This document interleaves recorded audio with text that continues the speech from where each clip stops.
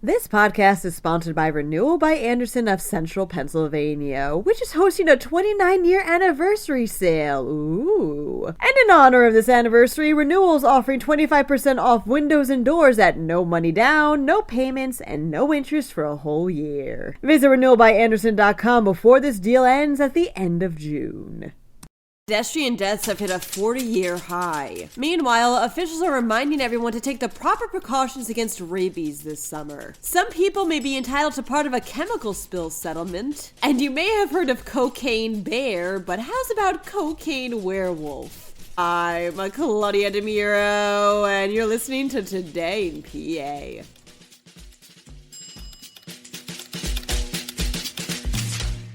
Pedestrian deaths have hit a 40-year high nationwide, reports the Center Square. Such fatalities jumped by 57% over the past decade or so, and nearly 140,000 people were sent to the emergency room for pedestrian injuries between 2021 and 2023. Philadelphia was the Pennsylvanian city which saw the most pedestrian fatalities, with over 100 more deaths between 2018 and 2022 when compared to 2013 and 2017. However, pedestrian deaths did go down by 10% in Pennsylvania within the first half of 2023, although rates are still above pre-pandemic levels. PennDOT officials have suggested lowering speed limits in some instances, but have acknowledged redesigning roads will most likely result in safer streets.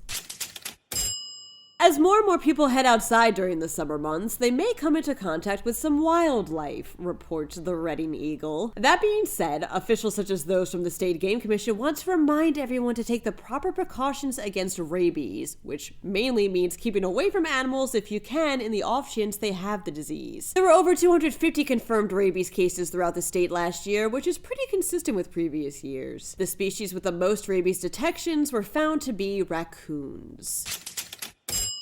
In March 2023, a pipe burst at the Trinzio Altuglas, a design and manufacturing company, location in Bristol Township, resulting in thousands of gallons of chemicals to be released into a creek that runs into the Delaware River, states the Bucks County Courier-Times. And the company has just agreed to pay $2.7 million to settle a class action lawsuit filed in Philadelphia Common Pleas Court that year. This means that people living in the area may be eligible to receive a $25 reimbursement as part of the settlement, which comes in the form of a gift card. For more information on that, feel free to click on the related podcast article link.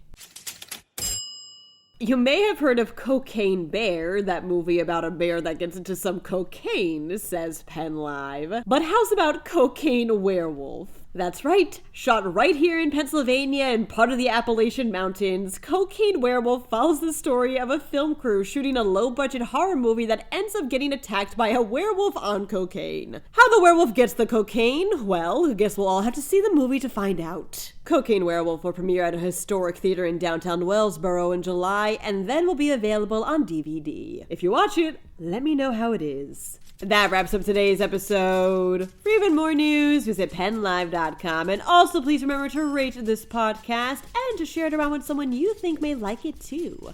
Thanks in advance, and as always, thanks for listening. I'm Claudia Dimuro, and I'll be back again tomorrow for another round of Today in PA. This podcast is sponsored by Renewal by Andersen of Central Pennsylvania, which is hosting a 29-year anniversary sale. Ooh. And in honor of this anniversary, Renewal is offering 25% off windows and doors at no money down, no payments, and no interest for a whole year. Visit renewalbyandersen.com before this deal ends at the end of June.